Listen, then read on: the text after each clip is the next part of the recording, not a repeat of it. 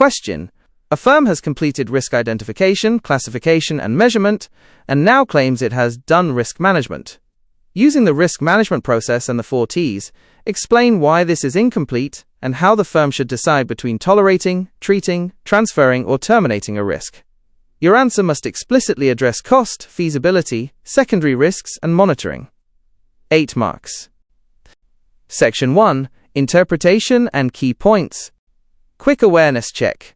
Static versus active, identification and measurement are looking at the problem. Management is solving the problem. The 4 T's.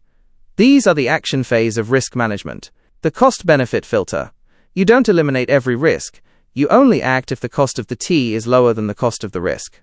The circular process. Monitoring is the glue that ensures the chosen T actually works over time. Section 2. Logic breakdown. 1. Risk management as a cycle. Explain that measurement is only the halfway point.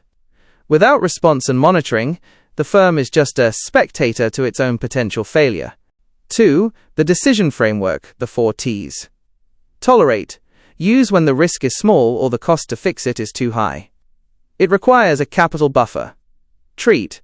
Use when you can fix the problem internally, e.g., better IT security. Transfer.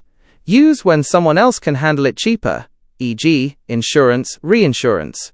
Terminate. The nuclear option. Stop the activity entirely if the risk is too high and cannot be fixed. 3. Feasibility and cost. You must evaluate if a control is feasible, can we actually do it, and cost-effective. Is the premium/control cost less than the expected loss? 4. Secondary risks. Every action has a reaction. If you treat a fire risk with a sprinkler system, you create a secondary risk of water damage. A high-distinction answer must mention this risk transformation. 5. Closing the loop, monitoring.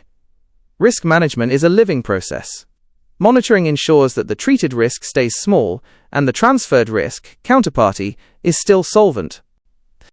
Section 3. High distinction model answer. Claiming that risk management is complete after measurement is a fundamental misunderstanding of the risk management process. Measurement is merely a descriptive exercise. True management is prescriptive and requires the firm to actively alter its risk profile through the 4 T's: tolerate, treat, transfer, terminate. Without the control and financing stages, the firm remains exposed to the full volatility of its measured risks without a strategy for mitigation or survival. The choice between the 4 T's must be filtered through cost and feasibility. Tolerating a risk is only appropriate if it falls within the firm's risk appetite and the cost of mitigation exceeds the potential benefit. Conversely, treating a risk involves implementing internal controls to reduce frequency or severity. However, this must be feasible. If a control is too complex to manage or more expensive than the risk itself, it represents poor resource allocation. Transferring risk, e.g. via insurance or derivatives, is often efficient but introduces secondary risks, such as counterparty default or basis risk, where the hedge does not perfectly match the exposure. Professional judgment requires an explicit evaluation of these secondary risks. For example, a decision to terminate a risky business line may solve one problem but create a new risk of concentration in other areas or loss of market relevance. This is why monitoring is not an administrative afterthought but a foundational requirement. Monitoring provides the feedback loop necessary to ensure that the chosen response remains effective as the external environment changes. Ultimately, risk management is only done when the firm has moved from understanding risk to optimizing it. The firm must continuously cycle back to the problem specification stage to verify that its chosen T continues to provide fair value and remains aligned with the enterprise's long-term solvency goals.